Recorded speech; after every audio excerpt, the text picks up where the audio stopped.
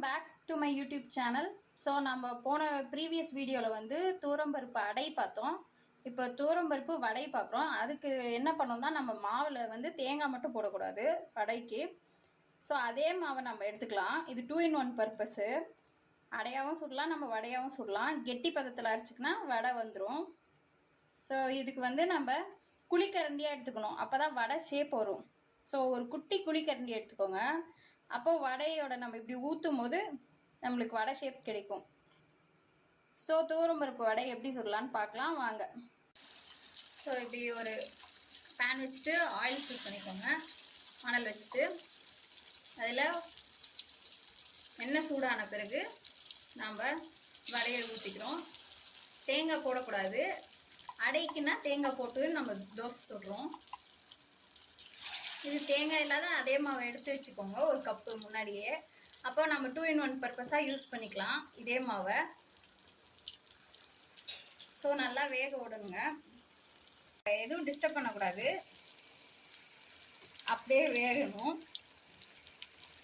So இப்படி எண்ணெயில் நல்லா வேக விடுங்க, எதையும் திருப்பாதீங்க, அப்படியே வேகட்டும்.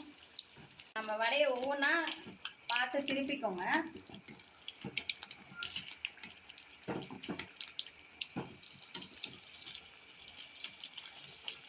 ஸோ ஒவ்வொரு வடையாக நம்ம திருப்பி போட்டுக்கலாம்.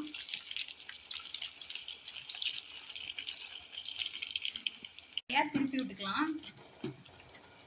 ஸோ புடாமல் லைட்டாக திருப்பிக்கோங்க.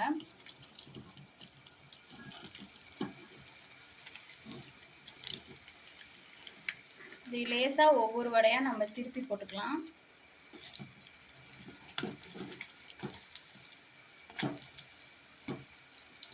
ஸோ இது 2 in 1 பர்பஸ், நம்மளுக்கு ஈஸியாக இருக்கும். கிட்ஸ் எல்லாம் கேட்டாங்கன்னா நம்ம வடையாகவும் சுட்டு கொடுத்துடலாம், பெரியவங்களுக்கு நம்ம அடையாகவும் சுட்டு கொடுத்துடலாம். ஸோ ஒரு மாவு அரைச்சிட்டு நம்ம 2 in 1 பர்பஸாக யூஸ் பண்ணிக்கலாம். ஸோ கூடவே துவையல் வச்சுக்கோங்க, புதினா துவையல் எதோடனாலும் பேக் பண்ணிக்கோங்க.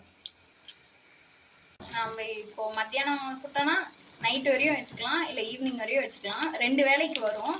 அதுக்கு மிச்சம் இந்த மாவு இதாகிடும். ஸோ நம்ம 2 வேளைக்கு எடுத்து யூஸ் பண்ணிக்கலாம். அதுக்கப்புறம் இந்த மாவு பதம் இதாகிடும்.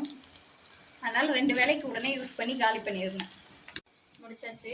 ஒவ்வொன்றா எடுத்து போட்டுக்கோங்க தட்டில். நல்லா வெந்துருச்சான்னு பார்த்து மாவு இல்லாமல் நல்லா வேக விட்டு எடுத்துக்கோங்க. இது கிறிஸ்பியாக இருக்கும் இந்த வடை, முறுமுறுன்னு. ஸோ இது மிளகா வடைன்னு சொல்லுவாங்க பாருங்கள், நல்லா கிறிஸ்பியாக இருக்கும். இது முறுமுறுன்னு. நம்ம அடைக்கு தோசைக்கு சுட்ட அதே மாவு தான், தேங்காய் மட்டும் இல்லாமல் எடுத்து வச்சு நம்ம இப்போ சுட்டுருக்கோம். ஃபஸ்ட்டே ஒரு கப் எடுத்து வச்சுக்கோங்க. ஸோ இது வந்து கட்லெட் மாதிரியே இருக்கும், நம்மளுக்கு கிறிஸ்பியாக இருக்கும். கிட்ஸ்க்கெலாம் ரொம்ப பிடிக்கும். நீங்கள் ட்ரை பண்ணி பாருங்கள், முறுமுறுன்னு இருக்கும். ஸோ இதுதான் மிளகா வடைன்னு சொல்லுவாங்க, துவரம்பருப்பு வடைன்னு சொல்லுவாங்க. ஸோ கிறிஸ்பியான முறுமுறுன்னு துவரம்பருப்பு வடை ரெடி. ஸோ இந்த வீடியோ பிடிச்சிருந்தா கமெண்ட் செக்ஷனில் பர்பிள் ஹார்ட் கொடுங்க, லைக் பண்ணுங்கள், மறக்காமல் சேனலை சப்ஸ்கிரைப் பண்ணிக்கோங்க. இன்னும் நிறைய வீடியோஸ்க்கு என்னை ஃபாலோ பண்ணிக்கோங்க. தேங்க்ஸ். இது ஒரு துவையலோட டிஷ்யூ பேப்பர்.